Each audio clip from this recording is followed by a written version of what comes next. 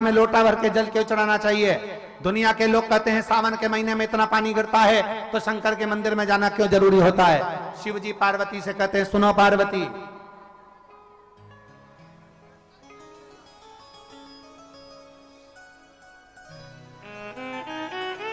सावन के महीने में भगवान शंकर पार्वती से कहते हैं सुनो पार्वती, जब एक भक्त मेरे ऊपर जल चढ़ाने के लिए आता है तब मैं इंद्र को भी कह देता हूं, गरुण और वरुण को भी कह देता हूं, सुनो जब भक्त आए तब पानी मत गिराना, जब भक्त आ जाए तब पानी गिराना। क्यों? समझ में आया? बारिश बरसो, खूब बरसो, पर ऐसी मत बरसो कि कोई आ ना सके।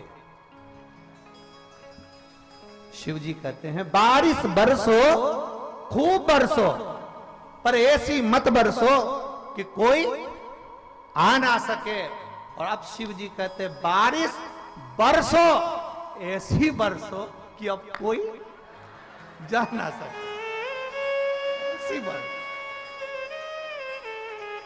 अब आ गया ना मेरे पास मेरा भक्त, अब आ गया ना मेरा भक्त, मेरे शिवालय में आ गया, मेरी शरणागति में आ गया, मेरे पास आ गया। और जब भोले का भक्त भोले के करीब में आ जाए, बारिश अब बरसो तो ऐसी बरसो कि कोई जा ना सके, जो मेरा हो जाए तो मेरे पास से कभी ना जाए, इसलिए तू बरसते रहे, वो मेरे करीब में बना रहे।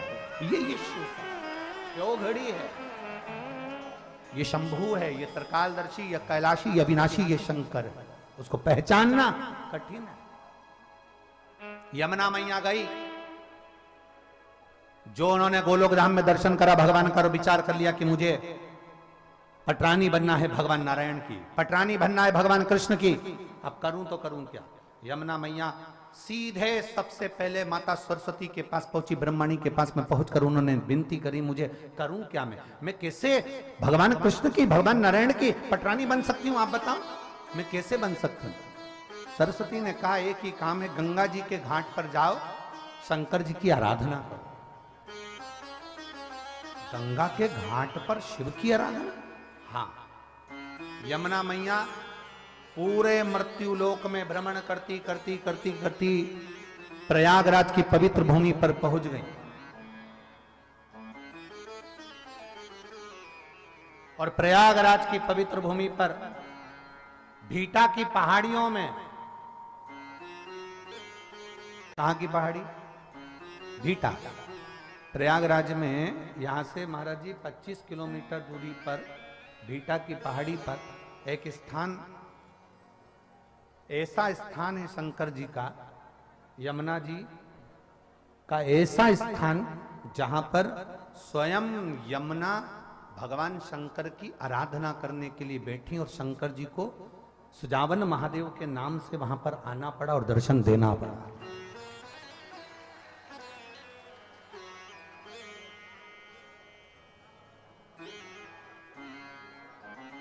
क्या बोलते हैं उसको? गुप्तेश्वर महादेव, बेटा की पहाड़ी स्थान। यमुना मैया प्रयागराज की पवित्र भूमि पर आ गई और प्रयागराज की पवित्र भूमि पर आकर यमुना जी गंगा जी के घाट पर आराम से बैठकर तप साधना में लीन हो गई। इतनी लीन हो गई, हजारों वर्ष निकल गए पर भगवान भोलेनाथ जी का दर्शन नहीं हुआ। अब याद रखना, जरा बहुत अच्छी बात आपके सामने कहना चाहेंगे, आप स्मरण में लाएंगे और जितने आस्था चैनल पर सुन रहे हैं, फेसबुक यूट्यूब पर सुन रहे हैं, वो ध्यान लगाएंगे, बहुत सावधानी से सुनिए। हजारों वर्ष का तप करिए, शिव जी प्रसन्न नहीं होते। हजारों वर्ष की साधना करिए, शिव जी प्रसन्न नहीं होते। यमुना जी की कथा कर रही है, सुजावन महादेव की कथा कर रही है। भगवान शंकर का तप कर कर कर यमुना जी बहुत वर्ष बीत गए पर भगवान प्रसन्न नहीं हुए। तुम भी 1000 वर्ष तक नेत्र बंद कर कर साधना लगा कर बैठ जाओ, शिव जी नहीं प्रसन्न होंगे। तुम वन में जाकर बैठ जाओ, महादेव प्रसन्न नहीं होंगे। 1000 वर्ष तक तप करो, महादेव प्रसन्न नहीं होंगे। यमुना जी को लगा कि मेरे तो महादेव प्रसन्न नहीं हो रहे, मैं करूं तो करूं क्या। उसी समय उन्होंने गंगा जी का ध्यान किया। यमुना जी ने गंगा जी के हाथ जोड़े, हे गंगा मैया, गंगा मैया आप कृपा करो, हमें बताओ महादेव कैसे प्रसन्न होंगे।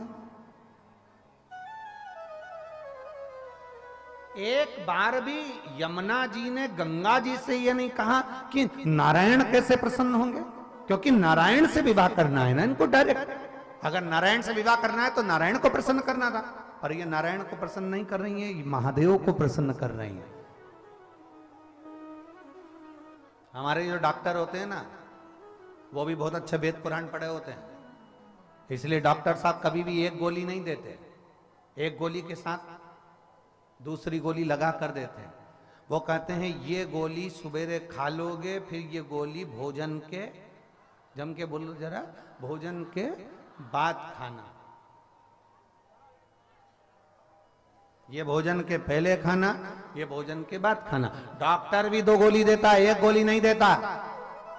उसी तरह महादेव की कथा कहती है, यमुना जी ने विचार करा कि मैं सीधे नारायण से अगर मांगूंगी तो नारायण मुझे पटरानी नहीं बनाएंगे, पर शंकर भगवान की बात नारायण कभी टाल नहीं सकते, इसलिए मैं नारायण को अगर मांगू उससे पहले मैं महादेव से मांग लेती, मैं शिव से मांग लेती।